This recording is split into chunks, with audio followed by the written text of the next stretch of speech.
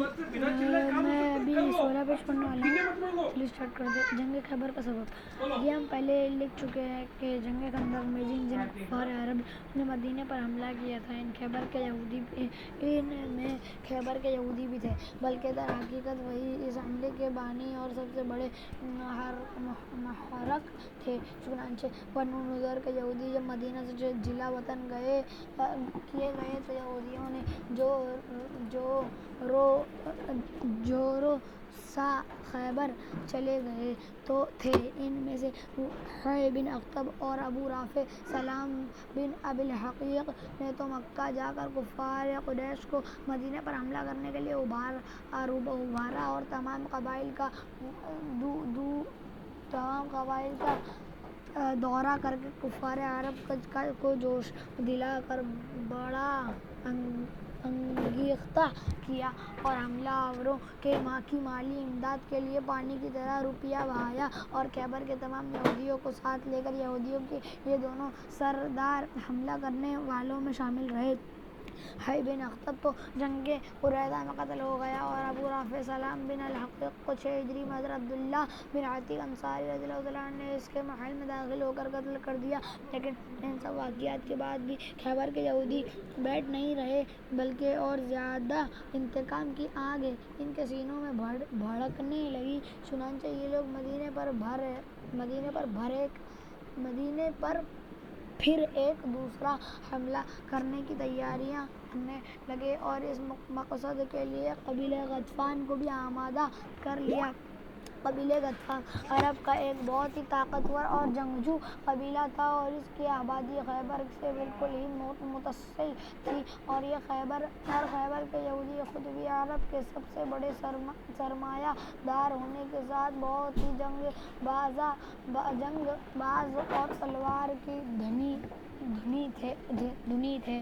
ان دونوں کے گٹھ جوڑ سے ایک بڑی طاقتور فوج تیار ہو گئی اور ان لوگوں نے مدینے پر حملہ کر کے مسلمان کو تہس نہس کر دینے کا پلان بنا لیا.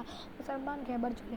جب رسول خدا صلی اللہ علیہ وسلم کو خبر ملی کہ خیبر کے یہودی قبیلہ غطفان کو ساتھ لے کر مدینے پر حملہ کرنے والے ہیں تو ان کے اس چڑھائی کو روکنے کے لیے 1600 صحابہ کرام کا لشکر ساتھ لے کر آپ صلی اللہ علیہ وسلم خیبر روانہ ہوئے. مدینے پر حضرت سبع بن عارفہ رضی اللہ عنہ کو افسر مقرر فرمایا اور 30 جھنڈے تیار کرائے. ایک جھنڈا حضرت حباب بن منذر رضی اللہ عنہ کو دیا اور ایک جھنڈے کا علمبردار حضرت سعد بن عبادہ رضی اللہ عنہ کو بنایا اور خاص علم نبوی حضرت علی رضی اللہ عنہ کو دست مبارک میں عنایت فرمایا اور ازواج مطہرات میں سے حضرت بی بی ام سلمہ رضی اللہ عنہ کو ساتھ لیا. حضور صلی اللہ علیہ وسلم رات کے وقت حدود خیبر میں اپنی فوج ظفر موج کے ساتھ پہنچ گئے اور نماز فجر کے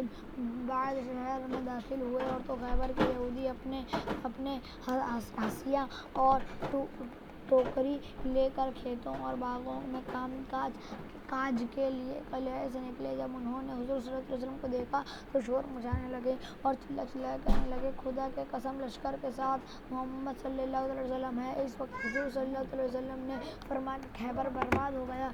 بلا شبہ ہم جس کسی قوم کے میدان میں اتر پڑتے ہیں تو کفار کا صبح بری ہو جاتی ہے. حضرت ابو موسیٰ اشعری رضی اللہ عنہ کہتے ہیں کہ جب حضور صلی اللہ علیہ وسلم خیبر کی طرف متوجہ ہوئے تو صحابہ کرام رضی اللہ عنہ بہت ہی بلند آوازوں سے نعرہ تکبیر لگانے لگے. تو آپ صلی اللہ علیہ وسلم نے فرمایا کہ اپنے اوپر نرمی برتو. تو تم لوگ کسی بہرے اور غائب کو نہیں پکار رہے ہو بلکہ اس اللہ کو پکار رہے ہو جو سننے والا اور قریب ہے. میں حضور صلی اللہ علیہ وسلم کی سواری کے پیچھے لا حول ولا قوت الا باللہ کا وظیفہ پڑھ رہا تھا. جب آپ صلی اللہ علیہ وسلم نے سنا تو مجھ کو پکارا کہ کیا میں تم کو ایک ایسا کلمہ نہ بتا دوں جو جنت کی خزانوں میں سے ایک خزانہ ہے؟ میں نے عرض کیا کہ یقیناً نہیں یا رسول اللہ صلی اللہ علیہ وسلم، آپ پر میرے بابا قربان، تو فرمایا کہ وہ کلمہ لا حول ولا قوت الا باللہ ہے۔ یہودیوں کی تیاری۔ یہودیوں نے اپنی عورتوں اور بچوں کو ایک محفوظ قلعے میں پہنچا دیا اور راشن کا ذخیرہ قلعہ نعام میں جمع کر دیا اور فوجوں کو نطاح اور قموس کے قلعوں میں اکٹھا کیا۔ ان میں سے سب سے زیادہ مضبوط اور محفوظ قلعہ قموس تھا، اور مرحب یہودی، جو عرب کے پہلوانوں میں 1000 سوار کے برابر مانا جاتا تھا، اس قلعے کا رئیس تھا۔ سلام بن مشکین یہودی گو بیمار تھا، مگر وہ بھی قلعہ نطاح میں فوجیں لے کر ڈٹا ہوا تھا۔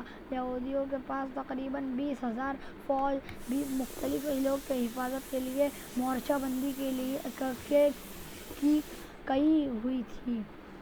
محمود بن مسلمہ شہید ہو گئے۔ سب سے پہلے قلعہ نعام پر معرکہ آرائی اور جم کر لڑائی ہوئی۔ حضرت محمود بن مسلمہ رضی اللہ عنہ نے بڑی بہادری اور جانبداری کے ساتھ جنگ کی، مگر سخت گرمی اور لوک کی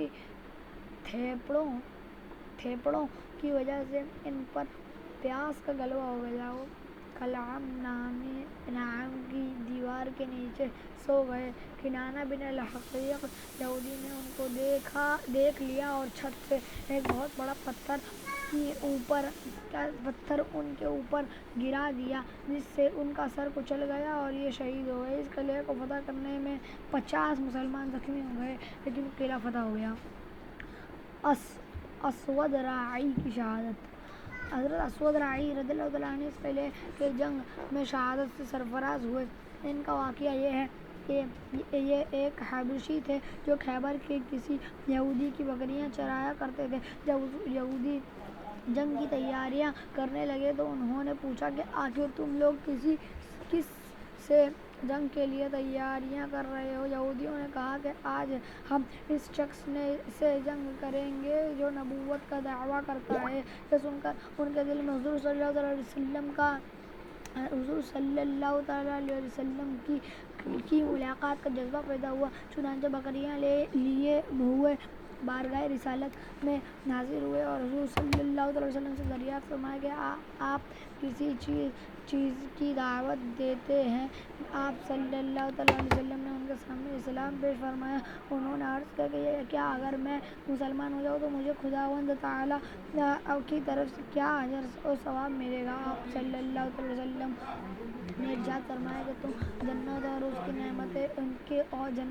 کو جنت اور اس کی نعمتیں ملیں گی۔ انہوں نے فوراً ہی کلمہ پڑھ کر اسلام قبول کر لیا، پھر عرض کیا کہ یا رسول اللہ صلی اللہ علیہ وسلم، یہ بکریاں میرے پاس امانت ہیں، اب میں ان کو کیا کروں؟ آپ صلی اللہ علیہ وسلم نے فرمایا تو تم ان بکریوں کو قلعے کی طرف ہانک دو اور ان کو کنکریوں سے مارو، یہ سب خود بخود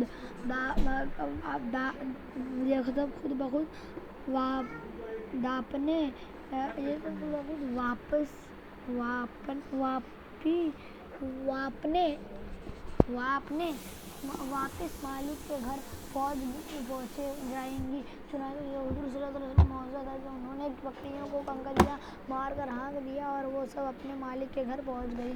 اس کے بعد یہ خود نصیب حبشی ہتھیار پہن کر مجاہدین اسلام کی صف میں کھڑا ہو گیا اور انتہائی جوش و خروش کے ساتھ جہاد کرتے ہوئے شہید ہو گیا۔ جب حضور صلی اللہ علیہ وسلم کو اس کی خبر ہوئی تو فرمایا کہ عمل قلیلا واجر کثیرا، یعنی اس شخص نے بہت ہی کم عمل کیا اور بہت زیادہ اجر دیا گیا۔ پھر حضور صلی اللہ علیہ وسلم نے ان کی لاش کو خیمے میں لانے کا حکم دیا اور ان کی لاش کے سرہانے کھڑے ہو کر آپ صلی اللہ علیہ وسلم نے بشارت سنائی کہ اللہ تعالیٰ نے اس کے کالے چہرے کو حسین بنا دیا، اس کے بدن کو خوشبودار بنا دیا اور حوریں اس کو جنت میں ملیں۔ اس شخص نے ایمان اور جہاد کی سوار کے سوا کوئی دوسرا عمل خیر نہیں کیا نہ ایک وقت کی نماز پڑھنا، ایک روزہ رکھنا، حج و زکوٰۃ کا موقع ملا، مگر ایمان اور جہاد کے سبب سے اللہ تعالیٰ نے اس کو اتنا بلند مرتبہ عطا فرمایا۔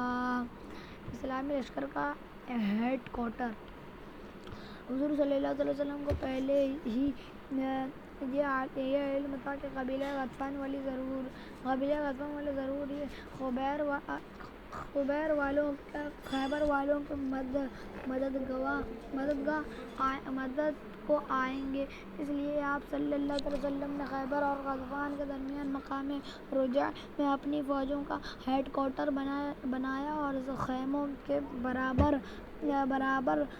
برابر داری کے سامانوں اور عورتوں کو بھی یہیں رکھا تھا اور یہیں سے نکل کر یہودیوں کے قلعوں پر حملہ کرتے تھے۔ قلعہ نعیم کے بعد دوسرے قلعے بھی بآسانی اور بہت جلد فتح ہو گئے، لیکن قلعہ قموس جو چونکہ بہت ہی مضبوط اور محفوظ قلعہ تھا اور یہاں یہودیوں کی فوج بھی بہت زیادہ تھی اور یہودیوں کا سب سے بڑا بہادر مرہب خود اس قلعے کی حفاظت کرتا تھا، اس لیے قلعے کو فتح کرنے میں بڑی دشواری ہوئی۔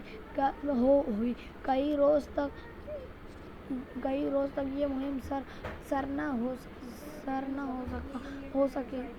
حضور صلی اللہ علیہ وسلم نے اس قلعے پر پہلے دن حضرت ابوبکر صدیق رضی اللہ عنہ کی کمان میں اسلامی فوجوں کی چڑھائی کے لیے بھیجا اور انہوں نے بہت ہی شجاعت اور جاں بازی کے ساتھ حملہ فرمایا، مگر یہودیوں نے قلعے کی فضائل پر سے اس زور کی تیر اندازی اور سنگ باری کی کہ مسلمان قلعے کے پھاٹک تک نہیں پہنچ سکے اور رات ہو گئی۔ دوسرے حضرت عمر رضی اللہ عنہ نے زبردست حملہ کیا۔ مسلمان بڑے گرم جوشی کے ساتھ بڑھ کر دن بھر قلعے پر حملہ کرتے رہے، مگر قلعہ فتح نہ ہو سکا، اور کیونکہ فاتح خیبر ہونا تو علی حیدر رضی اللہ عنہ کے مقدر میں لکھا تھا، چنانچہ حضور صلی اللہ علیہ وسلم نے ارشاد فرمایا کہ لأعطين الراية غدا رجلا يفتح الله على يديه يحب الله ورسوله ويحبه الله ورسوله قال فبات الناس يذوقون ليلتهم أيهم يعطاها۔ کل میں اس آدمی کو جھنڈا دوں گا جس کے ہاتھ پر اللہ تعالیٰ فتح دے گا، وہ اللہ رسول کا محب بھی ہے اور محبوب بھی۔ راوی نے کہا کہ لوگوں نے یہ رات بڑی اضطراب میں گزاری کہ دیکھیے کس کو جھنڈا دیا جاتا ہے۔ صبح ہوئی تو صحابہ کرام رضی اللہ عنہ خدمت اقدس میں بڑی اشتیاق کے ساتھ یہ تمنا لے کر حاضر ہوئے کہ یہ اعزاز شرف ہمیں مل جائے، اس لیے کہ جس کو جھنڈا ملے گا اس کے لیے 3 بشارت ہیں۔ پہلا، وہ اللہ رسول کا محب ہے، وہ اللہ رسول کا محبوب ہے، خیبر اس کے ہاتھ سے فتح ہوگا۔ حضرت عمر رضی اللہ عنہ کا بیان ہے کہ اس روز مجھے بڑی تمنا تھی کہ کاش آج مجھے جھنڈا عنایت ہوتا۔ وہ یہ بھی فرماتے ہیں کہ اس موقع کے سوا مجھے کبھی بھی فوج کی سرداری اور افسری کی تمنا نہ تھی۔ حضرت سعد رضی اللہ عنہ کے بیان سے معلوم ہوتا ہے کہ دوسرے صحابہ کرام رضی اللہ عنہ بھی اس نعمت عظمہ کے لیے ترس رہے تھے، لیکن صبح کو اچانک یہ صدا لوگوں کے کان میں آئی کہ علی کہاں ہے؟ لوگوں نے عرض کیا کہ ان کی آنکھوں میں آشوب ہے۔ آپ صلی اللہ علیہ وسلم نے قاصد بھیج کر ان کو بلایا اور ان کے دکھتی ہوئی آنکھوں میں اپنا لعاب دہن لگا دیا اور دعا فرماتے ہوئے فوراً ہی انہیں ایسی شفا حاصل ہو گئی کہ گویا انہیں کوئی تکلیف تھی ہی نہیں۔ پھر تاجدار دو عالم صلی اللہ علیہ وسلم اپنے دست مبارک سے اتنا اپنا علم نبوی جو حضرت ام المؤمنین حضرت بی بی عائشہ رضی اللہ عنہا کے سیاہ چادر سے تیار کیا گیا تھا، حضرت علی رضی اللہ عنہ کے ہاتھ میں عطا فرمایا اور ارشاد فرمایا کہ تم بڑے سکون کے ساتھ جاؤ اور ان یہودیوں کو اسلام کی دعوت دو اور بتاؤ کہ مسلمان ہو جانے کے بعد تم تم پر فلاں اللہ کے حقوق واجب ہیں۔ خدا کی قسم اگر ایک آدمی نے بھی تمہاری بدولت اسلام قبول کر لیا تو یہ دولت تمہارے لیے سرخ اونٹوں سے بھی زیادہ بہتر ہے۔